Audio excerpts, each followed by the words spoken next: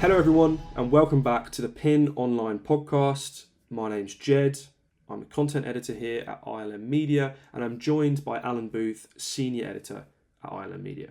Glad to be back with you, Jed. As always, we're here to help you stay ahead of the curve with your process and safety monitoring systems in this rapidly evolving petroleum and petrochemical sector. So we're going to finish off our mini-series today on Industry 4.0 and digitalisation.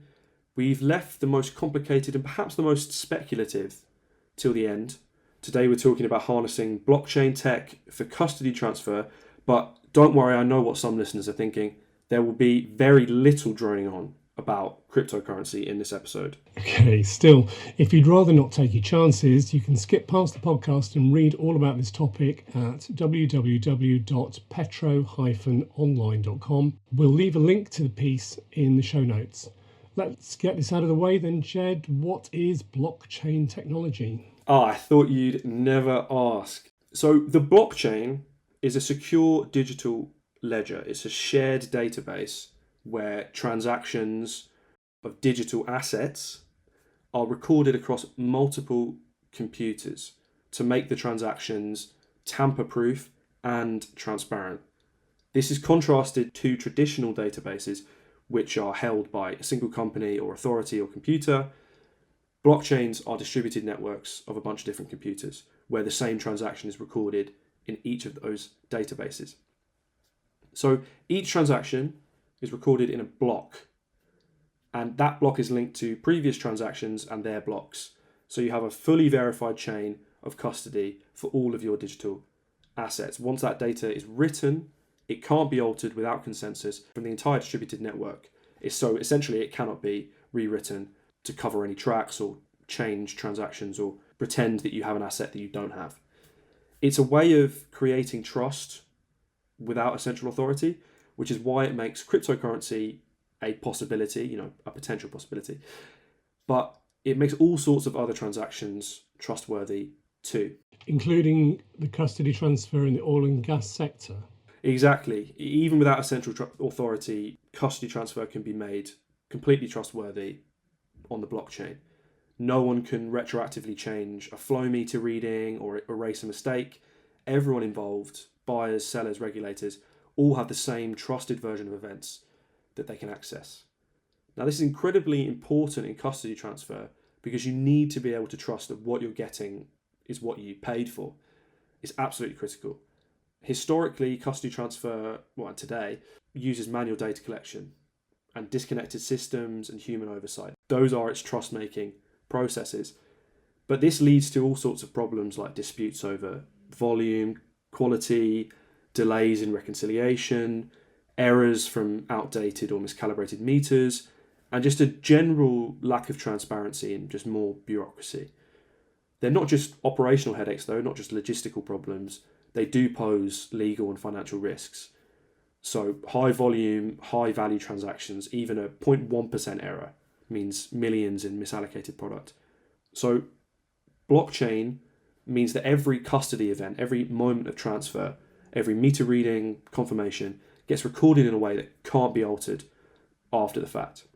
Each entry is timestamped, encrypted, verifiable, and there's no need to go through the arduous process of manually reconciling siloed databases and paper logs and all of these different things. Once data is in a chain, it's completely trusted, not because of who entered it, but because the system itself has verified it, made it secure and immutable. And what are smart contracts? So a smart contract is a program, basically, a piece of code that runs on the blockchain. And it's an automated agreement. If certain conditions are met, automatically transfer or payment will happen.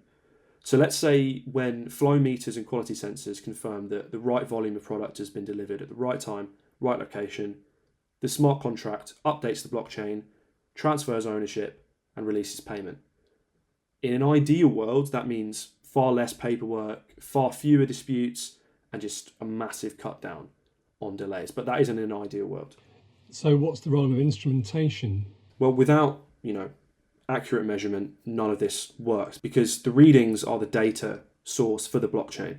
Custody transfer, as people will know, relies on precision measurements from smart flow meters, temperature and pressure sensors, density analyzers.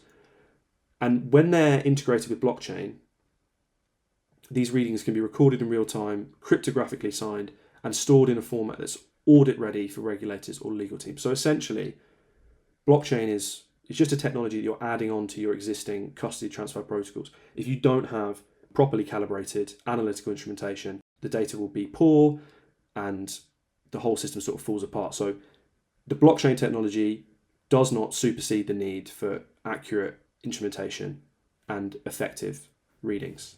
Okay, I get it. So can you give me some concrete examples of where in the oil and gas sector this might work? So it's already being explored, this blockchain idea for custody transfer in, LNG cargo transfers, cross-border pipeline transactions, marine fueling operations, and even carbon credit tracking and emissions trading. So all across the sector, we're seeing this technology being explored because it's robust and it does enable, in situations where you are moving across borders or just trading internationally, it provides a far more trustworthy and reliable system that avoids all of the pitfalls that can happen if you're dealing with all sorts of different authorities in different jurisdictions.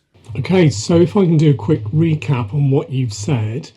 Custody transfer is a high stakes process tied to ownership, money and compliance. Number 2, blockchain makes the data trustworthy and tamper proof. Thirdly, smart contracts automate payments workflows. And lastly, instrumentation feeds that system and AI ensures that the data is clean, accurate and reliable. I can't believe I'm starting to understand blockchain. Well, that's full marks. You got that completely right, Alan, so very well done.